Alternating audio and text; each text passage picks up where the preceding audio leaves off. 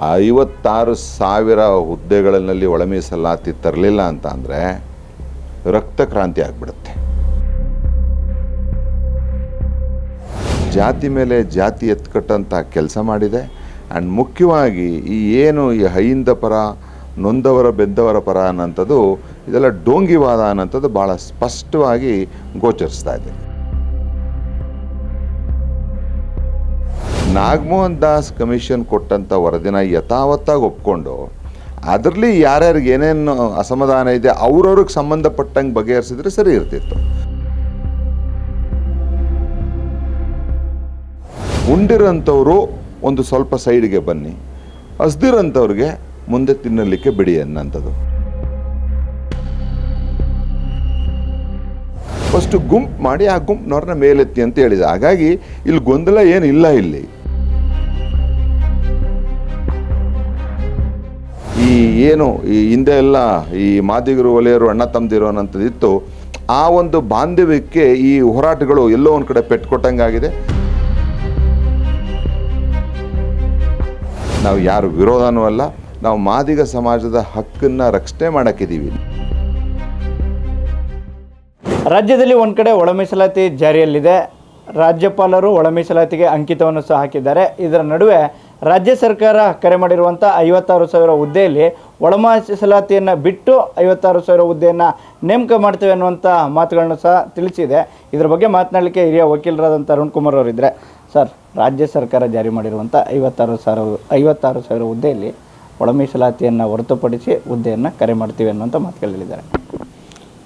ಇಲ್ಲ, ನನಗೆ ತಿಳಿದಿರೋಂಗೆ ಹಾಗೆ ಮಾಡದೇ ಆಗಿದ್ದರೆ ಗವರ್ನರ್ ಹತ್ರ ಹೋಗ್ಬಿಟ್ಟು ಅವರು ಬಿಲ್ಗೆ ಸೈನ್ ಹಾಕಿ ಅಂತ ಕೇಳೋವಂಥ ಅವಶ್ಯಕತೆ ಇರ್ತಿರಲಿಲ್ಲ. ಏಕೆ ಅಂತಂದರೆ ಹೈಕೋರ್ಟಲ್ಲಿ PILನಲ್ಲೂ ಸಹ ನೀವು 15% ಮಾಡೋದಾದರೆ ಮಾಡ್ಬೋದು ಅಂತ ಹೇಳಿತ್ತು. ಆದರೆ 17% ಯಾವ್ಯಾವ ಪ್ರಕ್ರಿಯೆ ಶುರು ಆಗಿದೆ ಅದನ್ನು ನೀವು ಪೂರ್ಣಗೊಳಿಸಿ subject to the outcome of the PIL ಹೊಸ್ದಾಗಿ ಮಾಡಬೇಡಿ ಅಂತ ಹೇಳಿತ್ತು. ಸೊ ಹೈಕೋರ್ಟಲ್ಲೂ ಕೂಡ 15% ಆದರೆ ನೀವು ಮಾಡಿ, ಅದಕ್ಕೆ ನಾವೇನು will not interfere with that ಅಂತ ಹೇಳಿತ್ತು. ಸೊ ಹಾಗಾಗಿ ಇವರು ರಾಜ್ಯಪಾಲರ ಹತ್ರ ಕಾಂಗ್ರೆಸ್ ನಿಯೋಗ ಹೋಗಿ ಮನವಿ ಮಾಡಿ ಸೈನ್ ಮಾಡಿಸಿರೋದು ನೋಡಿದ್ರೆ ಆ 17%ನ್ನು 15%ಗೆ ಹೆಂಗೆ ಫಿಟ್ ಮಾಡ್ಬೋದು ಅನ್ನೋಂಥ ಚಿಂತನೆಯಲ್ಲಿದ್ದಾರೆ ಅನ್ನೋದು ನನ್ನ ಒಂದು ಇದು ಎಲ್ಲ ನೋಡಿದ್ರೆ ನನ್ನ ಅನಿಸಿಕೆ. ಈ ಕ್ವಶನ್ ಯಾಕೆ ಅಂತಂದರೆ, ತಾವು ಒಳ ಮೀಸಲಾತಿಗಾಗಿ ಸಾಕಷ್ಟು ಹೋರಾಟವನ್ನು ಮಾಡಿದ್ರಿ. ಅಂತಿಮವಾಗಿ ಒಳ ಮೀಸಲಾತಿ ಸಿಕ್ಕಿದೆ. ಈಗ 56,000 ಹುದ್ದೆಯಲ್ಲಿ ಒಳ ಮೀಸಲಾತಿಯನ್ನು ಪಡೆಯಿದ್ದೇನೆ ನೇಮಕ ಮಾಡಿದ್ರೆ ತಾವು ಅಕ್ಸೆಪ್ಟ್ ಮಾಡ್ಕೋತೀರಾ? ಯಾವುದೇ ಕಾರಣಕ್ಕೂ ಅಕ್ಸೆಪ್ಟ್ ಮಾಡ್ಕೊಳ್ಳಲ್ಲ. ಯಾಕೆಂತಂದರೆ ನಾವು ಮಾಡಿರೋಂಥದ್ದು ಏನಪ್ಪ ಅಂತಂದರೆ ಬೇರೆಯವರದ್ದು ನಮಗೆ ಏನು ಬೇಡ. ನಮ್ಮ ಈ ಮಾದಿಗ ಮತ್ತು ಸಂಬಂಧಿತ ಜಾತಿಗಳ ಏನು ಶೇರ್ ಇದೆ, ನಮ್ಮ ಒಂದು ಗುಂಪಿಗೆ ಬರಬೇಕಾಗಿರೋಂಥ ಹಕ್ಕಿದೆ, ಅದನ್ನು ರಕ್ಷಣೆ ಮಾಡ್ಕೊಳ್ಳೋಕೆ ಹೋರಾಟ ಮಾಡ್ತಾಯಿದ್ದೀವಿ ಹೊರತು ನಾವು ಇದನ್ನು ಒಳ ಮೀಸಲಾತಿ ಇಲ್ಲದೆ ಈ ಪ್ರಕ್ರಿಯೆ ಮುಂದೆ ಹೋಗುತ್ತೆ ಏನಂತದ್ದೇನಾದ್ರು ನಮಗೆ ಸುಳಿವು ಸಿಕ್ಕಿದ್ರೆ ಉಗ್ರವಾದ ಹೋರಾಟ ನಡೀತದೆ. ಇದಕ್ಕೆ ಈ ಒಳ ಮೀಸಲಾತಿ ಜಾರಿ ಮಾಡುವಂಥ ಸಂದರ್ಭದಲ್ಲಿ ಪ್ರವರ್ಗ ಎ, ಪ್ರವರ್ಗ ಬಿ, ಪ್ರವರ್ಗ ಸಿ ಈ ವಿಂಗಡಣೆ ಮಾಡಿದಂಥದ್ದು ತಮಗೆ ತೃಪ್ತಿ ಇದೆಯಾ? ಖಂಡಿತ ತೃಪ್ತಿ ಅಂತೂ ಇಲ್ಲ. ಏಕೆ ಅಂತಂದರೆ ರಿಟೈರ್ಡ್ ಹೈಕೋರ್ಟ್ ಜಡ್ಜಸ್ಗಳು ಹೆಡ್ ಮಾಡಿರೋಂಥ ಕಮಿಷನ್ಸ್ಗಳದ್ದು ರಿಪೋರ್ಟ್ ಇದೆ. ಅವರು ಸೈಂಟಿಫಿಕ್ಕಾಗಿ ಎಲ್ಲ ಇವ್ಯಾಲ್ಯೂಯೇಟ್ ಮಾಡಿ ಸುಪ್ರೀಂ ಕೋರ್ಟ್ ಜಡ್ಜ್ಮೆಂಟ್ ಪ್ಯಾರಾಮೀಟರ್ಸ್ನಲ್ಲೇ ಅವರು ಒಂದು ದತ್ತಾಂಶಗಳನ್ನು ಕಲೆಕ್ಟ್ ಮಾಡಿ ಒಂದು ಒಪಿನಿಯನ್ನ ಕೊಟ್ಟಿರ್ತಾರೆ. ಇಲ್ಲಿ ಏನಾಗೋಗುತ್ತೆ, ಈ ಪೊಲಿಟಿಕಲ್ ರೀಸನ್ಸ್ಗೋಸ್ಕರ ಅದನ್ನು ತಿರ್ಚಿ ಮರ್ಚಿ ಮಾಡಿದ್ರೆ ಏನಾಗುತ್ತೆ, ಈ ಥರ ಗೊಂದಲ ಆಗುತ್ತೆ. ನಾಗಮೋಹನ್ ದಾಸ್ ಕಮಿಷನ್ ಕೊಟ್ಟಂಥ ವರದಿನ ಯಥಾವತ್ತಾಗಿ ಒಪ್ಕೊಂಡು ಅದರಲ್ಲಿ ಯಾರ್ಯಾರಿಗೆ ಏನೇನು ಅಸಮಾಧಾನ ಇದೆ ಅವ್ರವ್ರಿಗೆ ಸಂಬಂಧಪಟ್ಟಂಗೆ ಬಗೆಹರಿಸಿದ್ರೆ ಸರಿ ಇರ್ತಿತ್ತು. ಇದೆಲ್ಲ ಮಿಕ್ಸ್ ಆ್ಯಂಡ್ ಮ್ಯಾಚ್ ಮಾಡಿದಂಥದ್ದು ದೊಡ್ಡ ತಪ್ಪು ಮಾಡಿದೆ ಸರ್ಕಾರ. ಜಾತಿ ಮೇಲೆ ಜಾತಿ ಎತ್ಕಟ್ಟಂಥ ಕೆಲಸ ಮಾಡಿದೆ. ಆ್ಯಂಡ್ ಮುಖ್ಯವಾಗಿ ಈ ಹೈಂದ ಪರ, ನೊಂದವರ ಬೆಂದವರ ಪರ ಅನ್ನೋಂಥದ್ದು, ಇದೆಲ್ಲ ಡೋಂಗಿವಾದ ಅನ್ನೋಂಥದ್ದು ಭಾಳ ಸ್ಪಷ್ಟವಾಗಿ ಗೋಚರಿಸ್ತಾ ಇದೆ. ಈ ಒಳ ಮೀಸಲಾತಿ ಜಾರಿಯಿಂದ ವಲಯ ಸಂಬಂಧಿತ ಜಾತಿಗೆ ಸಿಗ್ತಾ ಇದ್ದಂಥ ಹುದ್ದೆಗಳನ್ನು ಮಾದಿಗ ಸಮುದಾಯ ಸಂಬಂಧಿತ ಜಾತಿಗಳು ಕಿತ್ಕೋತಾ ಇದ್ದಾವೆ. ರೋಸ್ಟರ್ ಪದ್ಧತಿಯನ್ನು ಚೇಂಜ್ ಮಾಡಬೇಕು, ಇದರಲ್ಲಿ ಸಾಕಷ್ಟು ಅನ್ಯಾಯ ಆಗ್ತಾಯಿದೆ ಅನ್ನುವಂಥ ನಿಟ್ಟಿನಲ್ಲಿ ಬಲಗೈ ಸಮುದಾಯವು ಕೂಡ ಬೀದಿಗಿಳಿದು ಹೋರಾಟ ಮಾಡ್ತಾಯಿದೆ. ಏನಾಗಿದೆ, ರೋಸ್ಟರ್ ಸಿಸ್ಟಮನ್ನು ರೆಡಿ ಮಾಡಿರೋದು ಮಾದಿಗ ಸಮಾಜ ಅಲ್ಲ ಅಥವಾ ವಲಯ ಸಮಾಜನೂ ಅಲ್ಲ. ಅದೊಂದು ಸೈಂಟಿಫಿಕ್ ಇವ್ಯಾಲ್ಯೂಯೇಷನ್ನು ಸುಪ್ರೀಂ ಕೋರ್ಟು ನಾನಾ ಜಡ್ಜ್ಮೆಂಟ್ಗಳು ಹೈಕೋರ್ಟ್ ಜಡ್ಜ್ಮೆಂಟ್ಸ್ಗಳನ್ನು ಪರಿಗಣನೆಗೆ ತಗೊಂಡು ಆ ರೋಸ್ಟರ್ ಸಿಸ್ಟಮ್ಮು ರೆಡಿಯಾಗಿರುತ್ತದು. ಸಹಜವಾಗಿ ಏನಾಗುತ್ತೆ, ರೋಸ್ಟರ್ ಸಿಸ್ಟಮು ಹೇಗೆ ಮಾಡಬೇಕು ಅನ್ನೋಂಥದ್ದಕ್ಕೆ ಹೈಕೋರ್ಟ್ ಅಲಹಾಬಾದ್ ಹೈಕೋರ್ಟಲ್ಲೂ ಕೂಡ ಕೇಸ್ ದಾಖಲೆ ಆಗಿ ಸುಪ್ರೀಂ ಕೋರ್ಟ್ಗೆ ಹೋಗಿ ಅಲ್ಲಿಂದನೂ ಗೈಡ್ಲೈನ್ಸ್ ಇದೆ. ಸೊ ಎಲ್ಲ ಇದು ಸುಪ್ರೀಂ ಕೋರ್ಟು ಹೈಕೋರ್ಟಲ್ಲಿ ಮಾಡಿರೋಂಥದ್ದು ಆ ಪ್ರೋಸೆಸ್ನಲ್ಲಿ ಮುಂದೆ ಹೋಗ್ತದೆ. ನೋಡಿ, ಈ ಒಳ ಮೀಸಲಾತಿನಲ್ಲಿ ಜಸ್ಟಿಸ್ ನಾಗಮೋಹನ್ ದಾಸ್ ಅವರು ಏನು ಅವ್ರು ವರದಿ ತಯಾರಿ ಮಾಡಿದ್ದಾರೆ, ಸುಪ್ರೀಂ ಕೋರ್ಟ್ ಏನು ದಾವರ್ ಸಿಂಗ್ ಮತ್ತು ಸ್ಟೇಟ್ ಆಫ್ ಪಂಜಾಬ್ ಇದೆ ಸುಪ್ರೀಂ ಕೋರ್ಟ್ ಕೇಸು, ಅದರಲ್ಲಿರೋಂಥ ಗೈಡ್ಲೈನ್ಸ್ ಮೇಲೆ ಮಾಡಿರೋಂಥ ವರದಿ ಇದು. ಸೊ ಆ ವರದಿನಲ್ಲಿ ಏನಾಗುತ್ತೆ, ನಾಗಮೋಹನ್ ದಾಸ್ ಅವರು ಹೇಳಿದ್ದಾರೆ, ಉಂಡಿರೋಂಥವ್ರು ಒಂದು ಸ್ವಲ್ಪ ಸೈಡ್ಗೆ ಬನ್ನಿ, ಹಸ್ದಿರೋಂಥವ್ರಿಗೆ ಮುಂದೆ ತಿನ್ನಲಿಕ್ಕೆ ಬಿಡಿ ಅನ್ನೋಂಥದ್ದು. ಸೊ ಏನಾಗುತ್ತೆ, ಈಗ ನಮಗೆ ಯಾಕೆ ಈ ಮಾದಿಗ ಸಮಾಜಕ್ಕೆ ರೋಸ್ಟರ್ ಬಿಂದುನಲ್ಲಿ ಮೊದಲು ಬಿದ್ದಿದೆ, ಯಾಕಂದರೆ ಅಲೆಮಾರಿಗಳಿಗೆ ಬೀಳಬೇಕಿತ್ತು. ಪಾಪ ಅವರು ಭಾಳ ನೊಂದಿರೋರು. ನೀವು ನನಗೆ ಈ ಮಾದಿಗ ಸಮಾಜದ ಪರ ಹೋರಾಟ ಮಾಡೋನಿಗೆ, ಸರ್ ನಿಮ್ಮ ಮಾದಿಗರು ಅಲೆಮಾರಿಯವ್ರಿಗೆ ಇದೇ ಥರ ನಿಮಗೆ ಬಿದ್ದಂಗೆ ಅವ್ರಿಗೆ ಬಿದ್ದರೆ ನೀವು ಒಪ್ಕೋತೀರಾ ಅಂತ ಅಂದಿದ್ರೆ ನಾನು ಖಂಡಿತ ಒಪ್ಕೋತೀನಿ. ಯಾಕೆಂದರೆ ನ್ಯಾಯ ಮಾತಾಡ್ಬೇಕಾದ್ರೆ ನಮಗೊಂದು ನ್ಯಾಯ, ಬೇರೆಯವ್ರಿಗೊಂದು ನ್ಯಾಯ ಇರಬಾರ್ದು. ಸೊ ಹಾಗಾಗಿ ರೋಸ್ಟರ್ ಪದ್ಧತಿ ಸೈಂಟಿಫಿಕಲಿ ಕಾನೂನಾತ್ಮಕವಾಗಿ ಹೈಕೋರ್ಟು ಸುಪ್ರೀಂ ಕೋರ್ಟ್ ಜಡ್ಜ್ಮೆಂಟ್ ಅನುಸಾರ ಮಾಡಿರೋಂಥದ್ದು ಹೊರತು ಯಾರೋ ಬೇಕು ಅಂತ ಅದು ಕೂರಿಸ್ಕೊಂಡಿರೋಂಥದ್ದು ಅಲ್ಲ ಅದು. ಸೊ ಹಿಂದೆನೂ ನೋಡಿ, ನೀವು ಪರಿಶಿಷ್ಟ ಜಾತಿ ಒಂದಿತ್ತು, ಮೊದಲು ಪರಿಶಿಷ್ಟ ಜಾತಿ ಒಂದಿತ್ತು, ಆಮೇಲೆ ಬೇರೆದೆಲ್ಲ ಸ್ಟಾರ್ಟ್ ಆಗ್ತಾಯಿತ್ತು. ಈಗ ಪರಿಶಿಷ್ಟ ಜಾತಿನೇ ಒಂದಾದಾಗ ಆ ಪರಿಶಿಷ್ಟ ಜಾತಿನಲ್ಲಿ ಮಾದಿಗರು ಒಂದಂತ ಮಾಡಿದಿರಲಿ ನೀವು. ಸೊ ಆಟೋಮೆಟಿಕ್ಕಾಗಿ ಅದು ಫಸ್ಟ್ ಮಾದಿಗರಿಗೆ ಹೋಗಬೇಕು, ಆಮೇಲೆ ತಿರ್ಗಾ ಪರಿಶಿಷ್ಟ ಬಂದಾಗ ಅದು ವಲಯ ಸಮಾಜಕ್ಕೆ ಹೋಗುತ್ತೆ, ತಿರ್ಗಾ ಪರಿಶಿಷ್ಟ ಬಂದಾಗ ಅದು ಬೋವಿ ಲಂಬಾಣಿಗೆ ಹೋಗುತ್ತೆ. So it is scientifically done. ಇಲ್ಲಿ ಏನಾಗ್ಬಿಟ್ಟಿದೆ ಅಂತಂದರೆ, ಅದು ಅಗ್ರಿಕಲ್ಚರಲ್ ಯೂನಿವರ್ಸಿಟಿ ಧಾರವಾಡನಲ್ಲಿ ಏನು ಒಂದು 14 ಪೋಸ್ಟ್ನಲ್ಲಿ 9 ಮಾದಿಗ ಸಮಾಜಕ್ಕೆ ಬಿತ್ತು, ಅದು ಇವ್ರು ಅಂದ್ಕೊಂಡ್ಬಿಟ್ರು ಏನೋ ದೊಡ್ಡ ಅನ್ಯಾಯ ಆಗ್ತಾ ಇದೆ ಅಂತ. ಅದು ಒಂದು ಯೂನಿವರ್ಸಿಟಿ ಇರ್ಬೋದು, 10 ಯೂನಿವರ್ಸಿಟಿಗಳಿದೆ, 2 ಪೋಸ್ಟು 3 ಪೋಸ್ಟ್ ಬಿದ್ದರೆ ಎಲ್ಲ ಹಂಗಂಗೆ ಕರೆಕ್ಟಾಗಿ ಮ್ಯಾಚ್ ಹಾಕೊಂಡು ಹೋಗ್ತದೆ ಅದು. ಸೊ ಇದೇನಾಗುತ್ತಂದರೆ 1%, 0.5% ಇಲ್ಲದೇ ಇರೋಂಥ ಮಾದಿಗ ಸಮಾಜಕ್ಕೆ ಹೀಗೆ ಕೊಟ್ಟಿರೋಂಥದ್ದನ್ನ ವಲಯ ಸಮಾಜವರು ವಿರೋಧ ಮಾಡ್ತಾರಂಥದ್ದೇ ನಮಗೆ ನೋವಿನ ಸಂಗತಿ. ಬೇರೆಯವ್ರು ವಿರೋಧ ಮಾಡಿದರೆ ಅದನ್ನು ನಾವು ಅರ್ಥ ಮಾಡ್ಕೋತಾ ಇದ್ವಿ, ಬಟ್ ವಲಯ ಸಮಾಜ ವಿರೋಧ ಮಾಡ್ತಾರೆ, ನಮಗೂ ನೋವಿನ ಸಂಗತಿ. ಈ ಒಳ ಮೀಸಲಾತಿ ವಿಚಾರಕ್ಕೆ ಸಂಬಂಧಪಟ್ಟಂತೆ ಪ್ರವರ್ಗ ಬಿಗಳೇ ಈ ರೀತಿ ಕಿತ್ತಾಡ್ತಾ ಇದ್ರೆ, ಪ್ರವರ್ಗ ಸಿನಲ್ಲಿರುವಂಥ ಅಲೆಮಾರಿ ಸ್ಪೃಶ್ಯ ಸಮುದಾಯಗಳು ಇದುವರೆಗೂ ಸಹ ಮುನ್ನೆಲೆಗೆ ಬಂದಿಲ್ಲ. ಶೈಕ್ಷಣಿಕವಾಗಿರ್ಬೋದು ಅಥವಾ ಏನು ಔದ್ಯೋಗಿಕವಾಗಿ ಉದ್ಯೋಗದಲ್ಲೂ ಸಹ ಸಾಕಷ್ಟು ಹಿಂದೆ ಉಳಿದಿದೆ. ಒಂದು ಬದಲಾವಣೆ ಏನಾದ್ರು ಆಗಬೇಕು ಅಂತ ಬಯಸ್ತೀರಾ ಸರ್? ಖಂಡಿತ ಬದಲಾವಣೆ ಆಗಬೇಕು. ಈಗಲೂ ನಮ್ಮ ವಾದ ಏನಪ್ಪ ಅಂತಂದರೆ, ಅಲೆಮಾರಿಯವರಿಗೆ ಭಾಳ ಬಲಿಷ್ಠವಾದಂಥ ಗುಂಪಿನ ಜೊತೆ ಸೇರಿಸಿರೋಂಥದ್ದನ್ನೇ ಕಾನೂನು ಬಾಹಿರ, ಅದು ನೋವಿನ ಸಂಗತಿ. ಮಾದಿಗ ಸಮಾಜಕ್ಕಿಂತನೂ ಅಲೆಮಾರಿನ ಮುಂದೆ ಇಡಬೇಕು, ಆಮೇಲೆ ಮಾದಿಗ ಸಮಾಜ, ಆಮೇಲೆ ವಲಯ ಸಮಾಜ, ಆಮೇಲೆ ಬೋವಿ ಲಂಬಾಣಿ. ಇದು ಕರೆಕ್ಟಾಗಿ ಸುಪ್ರೀಂ ಕೋರ್ಟ್ ಆಗಲಿ ಹೈಕೋರ್ಟ್ ಆಗಲಿ ಕೊಟ್ಟಿರೋಂಥ ಜಡ್ಜ್ಮೆಂಟ್ಗಳ ಪ್ರಕಾರ ದಿಸ್ ದ ರೈಟ್ ಲೈನ್, ಹೀಗೆ ಬರಬೇಕಿತ್ತು. ಈಗಲೂ ಸಹ ಮಾದಿಗರಿಗೆ ಮುಂದೆ ಇಟ್ಟಿರೋಂಥದ್ದನ್ನು ನಾನು ವೈಯಕ್ತಿಕವಾಗಿ ಕಾನೂನಿನ ವೃತ್ತಿನಲ್ಲಿರೋದ್ರಿಂದ ಆ ಯಾರ್ಡ್ ಸ್ಟಿಕ್ ಸರಿ ಇಲ್ಲ, ಅದು ಸರ್ಕಾರ ಸರಿ ಮಾಡಬೇಕು, ಅದು ಸರ್ಕಾರ ಸರಿ. ಆದರೆ ನಾನು ಇವರ ಹಕ್ಕು ಅವರ ಹಕ್ಕು ಅನ್ನೋದಕ್ಕಿಂತ ಈ ಮಾದಿಗ ಸಮಾಜ ಈ 35 ವರ್ಷದಿಂದ ಹೋರಾಟ ಮಾಡ್ತಾ ಇರೋದ್ರಿಂದ ಆ ಸಮಾಜದ ಹಕ್ಕನ್ನು ರಕ್ಷಣೆ ಮಾಡೋಕ್ಕೆ ಹೋರಾಟ ಮಾಡ್ತಾ ಇದ್ದೀವಿ ಹೊರತು ಇನ್ನೊಬ್ಬರದ್ದು ಕಿತ್ಕೊಳ್ಳೋಕ್ಕಲ್ಲ. ಈ ಒಳ ಮೀಸಲಾತಿಯೇ ಸಹ ಅಸಂವಿಧಾನಿಕವಾಗಿರುವಂಥದ್ದು. 101 ಜಾತಿಗೆ ಈ ಒಂದು ಪ್ರಮಾಣದ ಮೀಸಲಾತಿಯನ್ನು ಹೇಗೆ ಹಂಚಲಿಕ್ಕೆ ಸಾಧ್ಯವಾಗುತ್ತೆ, ಯಾರಿಗೆ ಅಂತ ಕೊಡಲಿಕ್ಕಾಗುತ್ತೆ? ಅಸಂವಿಧಾನಿಕ ಅನ್ನುವಂಥ ಮಾತುಗಳನ್ನ ಈಗಲೂ ಕೆಲವರು ಹೇಳ್ತಾರೆ. ಏನಾಗುತ್ತೆ ಇಂಥ ವಿಚಾರಗಳಲ್ಲಿ, ಮಾದಿಗ ಸಂಬಂಧಿತ ಜಾತಿಗಳು, ವಲಯ ಸಂಬಂಧಿತ ಜಾತಿಗಳು, ಬೋವಿ ಲಂಬಾಣಿ ಸಂಬಂಧಿತ ಜಾತಿಗಳು, ಇವೆಲ್ಲ ಸಹ ಅಲೆಮಾರಿಗಳು, ಇವೆಲ್ಲ ಸಹ ನಮ್ಮ ಕರ್ನಾಟಕ ರಾಜ್ಯದ 101 ಜಾತಿ ಪಟ್ಟಿಯಲ್ಲಿ ಇದ್ದರೂ ಸಹ ಸಾಂಪ್ರದಾಯಿಕವಾಗಿ ಒಂದು ಜಾತಿಯವರು ಇನ್ನೊಂದು ಜಾತಿನಲ್ಲಿ ಹೆಣ್ಣು ಕೊಡೋದಾಗಲಿ, ತರೋದಾಗಲಿ, ಸಾವು ನೋವಿನಲ್ಲಿ ಇಬ್ಬರು ಸೇರಿ ಸಾಂಪ್ರದಾಯಿಕವಾಗಿ ಮಾಡೋಂಥದ್ದಾಗಲಿ ಇವೆಲ್ಲ ಇಲ್ಲ. ಎಲ್ಲ ಸಪ್ರೇಟ್ ಐಡೆಂಟಿಟಿ ಇದೆ.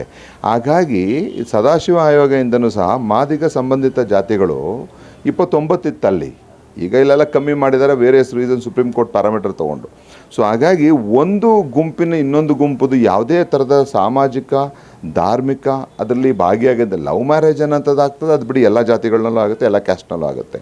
ಅದು ಬಿಟ್ಟರೆ ಸಪ್ರೇಟ್ ಇರೋದ್ರಿಂದ ಸುಪ್ರೀಂ ಕೋರ್ಟ್ ಹೇಳಿರೋದು ಹಿಂಗೆ ಸಪ್ರೇಟ್ ಗುಂಪುಗಳನ್ನು, ಯಾವ ಗುಂಪು ಕೆಳಗಡೆ ಇದೆ ಅವ್ರನ್ನ ಮೇಲೆತ್ತಬೇಕಾಗಿರೋದ್ರಿಂದ ಫಸ್ಟು ಗುಂಪು ಮಾಡಿ ಆ ಗುಂಪಿನವ್ರನ್ನ ಮೇಲೆತ್ತಿ ಅಂತ ಹೇಳಿದೆ. ಹಾಗಾಗಿ ಇಲ್ಲಿ ಗೊಂದಲ ಏನಿಲ್ಲ, ಇಲ್ಲಿ ಆ ಗೊಂದಲನ ಸೃಷ್ಟಿ ಮಾಡೋಂಥ ಒಂದು ವ್ಯವಸ್ಥೆ ನಡೀತಾ ಇದೆ.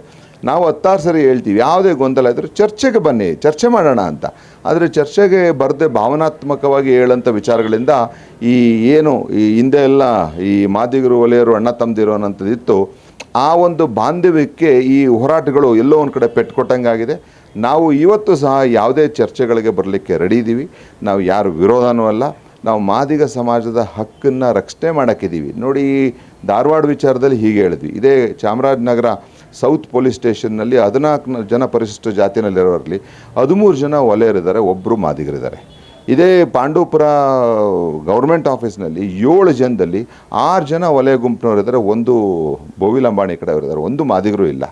ಇಂಥ ಪರಿಸ್ಥಿತಿನಲ್ಲಿ ಎಲ್ಲೋ ಒಂದು ಕಡೆ ಜಾಸ್ತಿ ಸಿಕ್ಕಿದಾಗ ಆ ವಿರೋಧ ವಲಯ ಸಮಾಜದಿಂದ ಬರ್ತದೆ ಅನ್ನೋಂಥದ್ದೇ ನಮಗೂ ನೋವಿನ ಸಂಗತಿ. ಈ ಒಳ ಮೀಸಲಾತಿ ಜಾರಿ ವಿಚಾರದಲ್ಲಿ ಈ ಎಲ್ಲ ಸಮುದಾಯಗಳು ಅಂದರೆ 101 ಜಾತಿಯ ಸಮುದಾಯಗಳು, ಅದರಲ್ಲೂ ಪ್ರಮುಖವಾಗಿ ವಲಯ ಅಥವಾ ಮಾದಿಗೆ ಸಂಬಂಧಿತ ಜಾತಿಗಳು ಕೂತು ಸಮಸ್ಯೆಯನ್ನು ಬಗೆಹರಿಸುವಂಥ ಆ ಕೆಲಸ ಆಗುತ್ತಾ?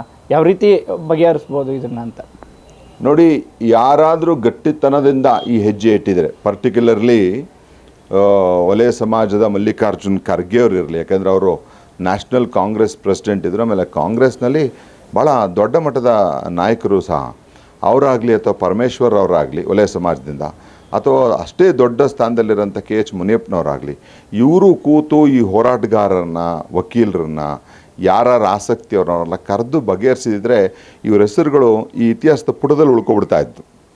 ಯಾಕೋ ಗೊತ್ತಿಲ್ಲ, ಇವರೆಲ್ಲ ಒಂದಲ್ಲ ಒಂದು ಕಾರಣ ಹೇಳ್ಕೊಂಡು ಅದಕ್ಕೆ ಮುಂದಕ್ಕೆ ಬಂದು ಅದನ್ನು ಬಗೆಹರಿಸದೆ ಈ ವೈಮನಸ್ಸು ಅನ್ನೋಂಥದ್ದು ಸೃಷ್ಟಿಯಾಗಿದೆ, ಅದನ್ನು ದೊಡ್ಡ ಪ್ರಮಾಣದಲ್ಲಿ ಮಾಡೋಂಥದ್ರಲ್ಲಿ ಇವರೆಲ್ಲರೂ ಕೂಡ ಪಾತ್ರಧಾರಿಗಳಾಗ್ಬಿಟ್ರು. ಈ ಒಳ ಮೀಸಲಾತಿ ವಿಚಾರದಲ್ಲಿ ಎಲ್ಲ ಒಂದು ಕಡೆ ಸಾಕಷ್ಟು ಗೊಂದಲಗಳು ಸೃಷ್ಟಿಯಾಗಿರೋದಂತೂ ಸತ್ಯ ಸರ್. ಈ ಒಂದು ಒಳ ಮೀಸಲಾತಿ ಗೊಂದಲ ಶುರುವಾಗಿದ್ದು ಯಾರಿಂದ? ಕೆಲವರು ಹೇಳ್ತಾರೆ RSSನಿಂದಲೂ ಸಹ ಈ ಒಳ ಮೀಸಲಾತಿಯನ್ನು ಬಳಕೆ ಮಾಡ್ಕೊಳ್ಳಾಗ್ತಾಯಿದೆ ಅನ್ನುವಂಥದ್ದು. ಇನ್ನೂ ಕೆಲವೊಂದಷ್ಟು ನಾಯಕರುಗಳು ಸ್ವತಃ ತಮ್ಮ ನಾಯಕರುಗಳ ವಿರುದ್ಧವೇ ತಿರುಗಿ ಬಿದ್ದಿರುವಂಥದ್ದು. ಏನಾಗುತ್ತೆ ಕೆಲವು ಸರಿ, when you can't challenge a person on merit, assassinate his character ಅಂತ. ಒಬ್ಬ ವ್ಯಕ್ತಿನ ನೀವು ಸತ್ಯ ಮತ್ತು ಸಾಕ್ಷಿ ಆಧಾರದ ಮೇಲೆ ಅವನನ್ನು ನೀವು ಗೆಲ್ಲಕ್ಕಾಗಲ್ಲ ಅಂದರೆ ಅವನ ಕ್ಯಾರೆಕ್ಟರ್, ಅವನ ಚಾರಿತ್ರಹೀನೆ ಮಾಡಿ ಅನ್ನೋಂಥದ್ದು ಒಂದು ಹೇಳಿಕೆ ಅದು. ಈಗ ನೋಡಿ, ನಾನು BJPಲಿದ್ದೀನಿ, ಹೋರಾಟ ಮಾಡೋಂಥ ಕೆಲವರು ಕಾಂಗ್ರೆಸ್ಸಲ್ಲಿದ್ದಾರೆ. ನನ್ನ ಜೊತೆ ಇರೋಂಥವ್ರೇ ನಮ್ಮ ಅಡ್ವೊಕೇಟ್ಸು ಕಾಂಗ್ರೆಸ್ ಇದ್ದಾರೆ, ದಳದರಿದ್ದಾರೆ, BJP ಇದ್ದಾರೆ. ನಾನು ಮುಂಚೂಣಿಯಲ್ಲಿದ್ದು ನಾನು BJPಲಿದ್ದೀನಿ ಅಂದ್ಬಿಟ್ಟು ನನ್ನ ಮೇಲೇ ಸಾಕಷ್ಟು BJP ಏಜೆಂಟು, RSS ಏಜೆಂಟು ಅವ್ರ ಮಾತು ಕೇಳಿ ಹೇಳ್ತಾ ಇದ್ದಾರೆ, ಇನ್ನೊಂದು ಮತ್ತೊಂದು ಅಂತೆಲ್ಲ ಆಪಾದನೆಗಳು ಮಾಡಿದ್ದಾರೆ. ಆದರೆ ನಾನು ಈಗಲೂ ಸಹ ಎಲ್ಲರಿಗೂ ಕೇಳೋದು ಒಂದೇ, ನಾನು ಹೇಳ್ತಾ ಇರೋಂಥದ್ದು ಇಲ್ಲಿವರೆಗೂ ದಾಖಲೆ ಬಿಟ್ಟು ಯಾವ ವಿಚಾರನೂ ನಾನು ಪ್ರಸ್ತಾವನೆ ಮಾಡಿಲ್ಲ. ನಾನು ಹೇಳಿರೋಂಥದ್ದು ಏನಾದರೂ ದಾಖಲೆಯಲ್ಲಿ ಇಲ್ಲ, ಬರೀ RSS BJP ಪ್ರಚೋದನೆಗೆ ಕುತಂತ್ರಕ್ಕೆ ಒಳಗಾಗಿದ್ದಾರೆ ಅಂತ ನೀವು ನನಗೆ ಪ್ರಶ್ನೆ ಕೇಳಿ, ಅದನ್ನು ನಾನು ಉತ್ತರ ಕೊಡ್ತೀನಿ. ಜನರು ತೀರ್ಮಾನ ಮಾಡಲಿ, ನಾನು BJP ಅವ್ರ ಮಾತು ಕೇಳ್ಕೊಂಡು ಮಾಡ್ತಾಯಿದ್ದೀನೋ, RSS ಅವ್ರ ಮಾತು ಕೇಳ್ಕೊಂಡು ಮಾಡ್ತಾಯಿದ್ದೀನೋ, ಅಥವಾ ಸಾಮಾಜಿಕ ನ್ಯಾಯದ ಪರ ನಿಂತು ಅದರಲ್ಲಿ ಕಾಣೋಂಥ ವಿಚಾರನ ಪ್ರಸ್ತಾವನೆ ಮಾಡ್ತಾಯಿದ್ದೀರ ಅಂತ. ಯಾಕೆಂದರೆ ಇಲ್ಲಿವರೆಗೂ ನಾನು ಹೋರಾಟ ಮಾಡಿರೋಂಥದ್ದು ಬಡವರ ಪರ, ನೊಂದಿರೋಂಥ ಪರ. ಉಪ್ಪಾರ ಸಮಾಜಕ್ಕೂ ಸಹ 3 ವರ್ಷ ಹೋರಾಟ ಮಾಡಿದ್ದೀನಿ, ಕುಂಬಾರ ಸಮಾಜಕ್ಕೂ ಸಹ 3 ವರ್ಷ ಹೋರಾಟ ಮಾಡಿದ್ದೀನಿ. ದುಡ್ಡು ಗಿಡ್ಡು ಏನು ತಗೊಳ್ದೆ ನಾನು. ಯಾಕಂದರೆ ಬಡ ಸಮಾಜ, ಇವತ್ತು ಉಪ್ಪಾರ ಸಮಾಜದಲ್ಲಿ ಹಾಸ್ಟೆಲ್ ಚಾಲುವಾಗಿ 16 ಜನ ವಿದ್ಯಾರ್ಥಿಗಳು ಅಲ್ಲೆಲ್ಲ ಆವಾಗಲೇ ಕೆಲಸ, ಗೌರ್ಮೆಂಟ್ ಕೆಲಸ ಎಲ್ಲ ತೊಗೊಂಡು ಈಗೆಲ್ಲ ಬಿಸಿ ಊಟದ ವ್ಯವಸ್ಥೆ ಎಲ್ಲ ಆಗಿದೆ ಅಂತ ತಿಳ್ಕೊಂಡೆ. ಭಾಳ ಸಂತೋಷ. ನಾಳೆ ವಲಯ ಸಮಾಜದ ವಿದ್ಯಾರ್ಥಿಗಳ ಸಮಸ್ಯೆ ಬಂದರೂ ಅಲ್ಲೂ ಇರ್ತೀನಿ ನಾನು. ನಾವು ವಿಚಾರ ಆಧಾರಿತ ಹೋರಾಟ ಮಾಡೋಣ ಹೊರತು ಅದು ಯಾವುದೋ ಗುಂಪು ಅವ್ರ ಕುಮ್ಮಕ್ಕು ಆ ಲೆವೆಲ್ಗಳಿ ಅಂತ ಅರುಣ್ ಕುಮಾರ್ ಅಂತೂ ನಾನಲ್ಲ. ಈ ಒಳ ಮೀಸಲಾತಿ ವಿಚಾರವನ್ನು ಮುಂದಿಟ್ಕೊಂಡು ಪರಿಶಿಷ್ಟ ಸಮುದಾಯವನ್ನು ಒಡೆದಾಡುವಂಥ ನೀತಿ ಅನುಸರಿಸ್ತಾ ಇದೆಯಾ ಕೆಲವು ನಾಯಕರುಗಳು? ಅದನ್ನು ನೀವು ಕೇಳೋಂಥದ್ದನ್ನು ಮಾಡೋದೇ ಇಲ್ಲ, ಮಾಡ್ತಾರೆ ಅಂತ ಖಚಿತವಾಗಿ ಹೇಳೋಂಥ ವಿಚಾರಕ್ಕೆ ನಾನು ಹೋಗಲ್ಲ. ಇರಲೂಬೋದು, ಇಲ್ಲದೇನೂ ಇರ್ಬೋದು. ಆದರೆ ನಾನೇನು ಹೇಳ್ತೀನಿ ಅಂತ ಅಂದರೆ, ಈ ಪರಿಶಿಷ್ಟ ಜಾತಿಗೆ ಸಂಬಂಧಪಟ್ಟಂಥ ಲೀಡರ್ಸ್ಗಳಿದಾರಲ್ಲ, ಅವ್ರ ಮೇಲೆ ಎದ್ದೇಳಬೇಕು. ಅವರು ನಮ್ಮ ಸಮಾಜಕ್ಕೆ ತೊಂದರೆ ಆಗ್ತಾಯಿದೆ, ನಾವು ರಕ್ಷಣೆ ಮಾಡ್ಕೋಬೇಕು ಅಂತ ಅವರು ಎಲ್ಲರನ್ನೂ ಕರೆದು ಮಾತಾಡಬೇಕು. ಯಾರ ವಾದ ಸರಿ ಇದೆ, ಯಾರ್ದು ತಪ್ಪಿದೆ ಅಲ್ಲಿ ತಿಳಿ ಮಾಡಿ, ಸರಿ ಮಾಡಿ, ಒಗ್ಗೂಡಿಸೋಂಥ ಕೆಲಸ ನಮ್ಮ ಪರಿಶಿಷ್ಟ ಜಾತಿಯ ನಾಯಕರುಗಳ ಮೇಲೆ ಇರೋಂಥ ಭಾರ, ನಮ್ಮ ಪರಿಶಿಷ್ಟ ಜಾತಿಯ ಸ್ವಾಮೀಜಿಗಳ ಮೇಲೆ ಇರೋಂಥ ಭಾರ. ಇವರು ಒಟ್ಟಿಗೆ ಕೂತ್ಕೊಂಡು ಮಾಡಿದ್ದಿದ್ರೆ ನಾವು ಬೇರೆಯವ್ರನ್ನ ದೂಷಣೆ ಮಾಡೋಂಥ ಪರಿಸ್ಥಿತಿ ಬರ್ತಿರಲಿಲ್ಲ. ಇವರೇ ಮಾಡಿಲ್ಲದೆ ಇರೋದ್ರಿಂದ ಇವೆಲ್ಲದಕ್ಕೂ ಕೂಡ ಆಸ್ಪದ ಆಗ್ತದೆ. ಒಳ ಮೀಸಲಾತಿಯಿಂದ ವಲಯ ಮತ್ತು ಮಾದಿಗೆ ಸಂಬಂಧಿತ ನಡುವಿನ ಸಂಬಂಧಕ್ಕೆ ಒಂದು ದೊಡ್ಡ ಗೋಡೆ ಬಿದ್ದುಬಿಡ್ತಾ ಅಂತ ನೀವು ನನಗೆ ಕೇಳಿದ್ರೆ ಖಂಡಿತ ಇಲ್ಲ ಅಂತ ಹೇಳ್ತೀನಿ. ಯಾಕೆ ಅಂತ ಅಂದರೆ ನೋಡಿ, ಕಾನೂನಾತ್ಮಕವಾಗಿ ರಕ್ತ ಹಂಚ್ಕೊಂಡಿರೋಂಥ ಅಣ್ಣ ತಮ್ಮದಿರೇ ಆಸ್ತಿಗೆ ಹೊಡೆದಾಡ್ತಾರೆ. ಆದರೆ ಯಾವ ತಂದೆ ಮಕ್ಕಳಿಗೆ ಕರೆಕ್ಟಾಗಿ ಆಸ್ತಿನ ಹಂಚಿರ್ತಾನೆ ಆ ಮನೆ ಇನ್ನೂ ಅಷ್ಟು ಗಟ್ಟಿಯಾಗಿರುತ್ತೆ, ಯಾವುದೇ ಥರದ ವೈಮನಸ್ಸಿರೋದಿಲ್ಲ. ಈ ಭಾಗ ಕೇಳೋಂಥದ್ದು ಒಡ ಹುಟ್ಟಿದ ಅಣ್ಣ ತಮ್ಮದಿರ ಮಧ್ಯದಲ್ಲೇ ಆಗುತ್ತೆ ಅಂತ ಅಂದರೆ ಯಾವುದೇ ಥರದ ಸಾಂಪ್ರದಾಯಿಕವಾಗಿ ಎರಡು ಗುಂಪುಗಳ ಮಧ್ಯದಲ್ಲಿ ಯಾವುದೇ ಥರದ ಬಾಂಧವ್ಯಗಳಿಲ್ಲ, ಪ್ರೀತಿ ವಿಶ್ವಾಸದಲ್ಲಿದೆ, ಸಾಂಪ್ರದಾಯಿಕವಾಗಿಲ್ಲದೆ ಇರುವಾಗ ಸಹಜವಾಗಿ ಅವ್ರವ್ರ ಭಾಗನ ಸರಿಯಾಗಿ ಕೊಟ್ಬಿಟ್ಟ ಅಂತಂದರೆ ಮುಂದಿನ ದಿನಗಳಲ್ಲಿ ಈ ರಾಜಕೀಯ ದಿಕ್ಸೂಚಿನ ಬದಲಾವಣೆ ಮಾಡೋಂಥ ಶಕ್ತಿ ಇರೋಂಥದ್ದೇ ಈ ಪರಿಶಿಷ್ಟರಿಗೆ. ಬಟ್ ನಾನು ನೋಡ್ತಾ ಇದ್ದೀನಿ, ಒಳ ಮೀಸಲಾತಿ ಜಾರಿ ಆದಮೇಲೆ ನೋಡಿ, ಮುಂದೆ SC ST TSP ಅನ್ನೋಂಥದ್ದು ಬರ್ಬೋದು. ಅದು ಪರಿಶಿಷ್ಟ ಜಾತಿ ಅಭಿವೃದ್ಧಿಗೆ ಇರೋಂಥ ಫಂಡ್ಸ್, ಅದಕ್ಕೆಲ್ಲ ನಾವು ಬರ್ತೀವಿ ಹೋರಾಟಕ್ಕೆ. ಅದು ವಲಯ ಸಮಾಜಕ್ಕೂ ಅನ್ವಯ ಆಗುತ್ತೆ, ಇನ್ನಿತರ ಸಮಾಜಕ್ಕೂ ಅನ್ವಯ ಆಗೋಂಥದ್ದು. ಅದು ಅವಕ್ಕೆಲ್ಲ ನಾವು ನಿಂತ್ಕೋತೀವಿ. ಸೊ ಈಗ ಇದೊಂದು ಭಾಗ ಸರಿ ಆಗ್ಬಿಟ್ಟ ಮೇಲೆ ನನ್ನ ಪ್ರಕಾರ ಮತ್ತೆ ಹೇಗೆ ಬಾಂಧವ್ಯ ಐತೆ ಅದು ಸರಿ ಆಗುತ್ತೆ ಅನ್ನೋಂಥ ಆಶಾವಾದನೆಯಲ್ಲಿ ಇರೋಂಥವ್ರು ನಾನಂತೂ ಸತ್ಯ. ಈ 56,000 ಹುದ್ದೆಯಲ್ಲಿ ಒಳ ಮೀಸಲಾತಿ ಅಪ್ಲಿಕೇಬಲ್ ಆಗಲೇಬೇಕು ಅಂತನಾ, ಅಥವಾ ಸರ್ಕಾರ ಇದನ್ನು ಹೊರಗಿಟ್ಟು ಮಾಡ್ತೀನಿ ಅಂದರೆ ಒಪ್ಪಿಗೆ ಇದೆ, ಹೇಗೆ ಸರ್ ನಿಮ್ಮ ನೆಕ್ಸ್ಟ್ ಸ್ಟ್ಯಾಂಡ್ ಏನು ಸರ್? 56,000 ಹುದ್ದೆಗಳಲ್ಲಿ ಒಳ ಮೀಸಲಾತಿ ತರಲಿಲ್ಲ ಅಂತ ಅಂದರೆ ರಕ್ತ ಕ್ರಾಂತಿ ಆಗಿಬಿಡುತ್ತೆ. ಇದು ಮಾತ್ರ ನಿಮಗೆ ಈಗಲೇ ಹೇಳ್ಬಿಡ್ತೀನಿ. ಆ ರಕ್ತ ಕ್ರಾಂತಿ ಆಗೋಂಥ ಒಂದು ನಿಟ್ಟಿಗೆ, ಆ ಹೆಜ್ಜೆಗೆ ಸರ್ಕಾರನೇ ಪರೋಕ್ಷವಾಗಿ ಪ್ರಚೋದನೆ ಕೊಟ್ಟಂಗೆ ಆಗುತ್ತೆ. 35 ವರ್ಷದಿಂದ ಈ ಮಾದಿಗ ಸಮಾಜ ಒಳ ಮೀಸಲಾತಿ ಜಾರಿ ಆಗಬೇಕು ಅಂತ ಹೋರಾಟ ಮಾಡ್ಕೊಂಡು ಬಂದು ಈ ಹಂತದಲ್ಲಿ ಯಾವುದೋ ಒಂದು ಸಣ್ಣ ಕೊಂಕು ನೆಪ ಒಡ್ಬಿಟ್ಟು ಅವರೇನಾದ್ರು ಜಾರಿ ಮಾಡಲಿಲ್ಲ ಅಂತಂದರೆ ಜನರ ಆ ಒಂದು ಕೋಪ ಆಕ್ರೋಶದ ಕಟ್ಟೆನ ಅದನ್ನು ನೀವು ತಡಿಲಿಕ್ಕೆ ಆಗೋದಿಲ್ಲ. ಅದು ಹಾಗಾಗಿ ಅಂಥ ಕೆಟ್ಟ ಪರಿಸ್ಥಿತಿಗೆ ಹೋಗ್ದಂಗೆ ಸರ್ಕಾರ ನೋಡ್ಕೋಬೇಕು. ಏನು ಒಳ ಮೀಸಲಾತಿ ಜಾರಿ 17ರಲ್ಲಿ ಸಮಸ್ಯೆ ಆಯಿತು ಅಂತ 15ಕ್ಕೆ ಮಾಡೋಕ್ಕೆ ಸರ್ಕಾರಕ್ಕೆ ಈಗಲೂ ಸಹ ಕಾನೂನಾತ್ಮಕವಾಗಿ ಅಧಿಕಾರ ಇದೆ. ಆ ಅಧಿಕಾರನ ಚಲಾವಣೆ ಮಾಡಿ ಕ್ಯಾಬಿನೆಟ್ನಲ್ಲಿ 17%ನ 15%ಗೆ ಇಳಿಸಿ ಅಲ್ಲಿ ಅದು ಸ್ಪ್ಲಿಟಪ್ ಮಾಡಿ ಯಾವುದೇ ನೋಟಿಫಿಕೇಷನ್ ಹಾಕಿಂತ ಮೊದಲೇನೆ ಒಳ ಮೀಸಲಾತಿ ಜಾರಿ ಮಾಡಿ ನೋಟಿಫಿಕೇಷನ್ ಆದರೆ ಜಾರಿ ಆಗುತ್ತೆ. ಅದು ಎಲ್ಲ ನಮ್ಮ ಸಮುದಾಯದವ್ರಿಗೂ ನಾವು ಕೂಡ ಆ ಅವೇರ್ನೆಸ್ನ ಕ್ರಿಯೇಟ್ ಮಾಡ್ತಾಯಿದ್ದೀವಿ. ಇದನ್ನೆಲ್ಲ ಬದಿಗೊತ್ತಿ ಸರ್ಕಾರ ಮಾಡುತ್ತೆ ಅಂತ ಅಂದರೆ ಜನರ ಕೋಪನ ಅವ್ರ ಕಿಚ್ಚನ್ನು ತಡಿಲಿಕ್ಕೆ ಭಾಳ ಕಷ್ಟ ಆಗುತ್ತೆ. ಬಹುಶಃ ರಕ್ತ ಕ್ರಾಂತಿ ಆದರೂ ಅದೇನು ತಪ್ಪಾಗಲ್ಲ, ಸುಳ್ಳಾಗಲ್ಲ. Thank you sir. ಇದು ಒಳ ಮೀಸಲಾತಿಯ ಹೋರಾಟಗಾರರು ಹಾಗೂ ಹಿರಿಯ ವಕೀಲರಾದಂಥ ಅರುಣ್ ಕುಮಾರ್ ಅವರ ಮಾತುಗಳಾಗ್ತಿರುವಂಥದ್ದು. ಒಳ ಮೀಸಲಾತಿ ವಿಚಾರದಲ್ಲಿ ಯಾವುದೇ ಸರ್ಕಾರದ ಜೊತೆ ನಮ್ಮ ಮುಲಾಜಿಲ್ಲ. ನಿಜಕ್ಕೂ ಕೂಡ ಈಗ ಸರ್ಕಾರ ಕರೆ ಮಾಡಿರುವಂಥ 56,000 ಹುದ್ದೆಯಲ್ಲಿ ಒಳ ಮೀಸಲಾತಿ ಜಾರಿಯಾಗಲೇಬೇಕು, ಇಲ್ಲದಿದ್ದಲ್ಲಿ ರಕ್ತ ಕ್ರಾಂತಿಯು ಸಹ ಆಗುತ್ತೆ ಅನ್ನುವಂಥ ಎಚ್ಚರಿಕೆಯನ್ನು ಸಹ ಸರ್ಕಾರಕ್ಕೆ ನೀಡ್ತಿರುವಂಥದ್ದು. ಕ್ಯಾಮ್ರಾಮನ್ ಸಂಜಯ್ ಜೊತೆ ಅನಿಲ್ ರಾಜೇಶ್, ಪ್ರಜಾನುಡಿ, ಮೈಸೂರು.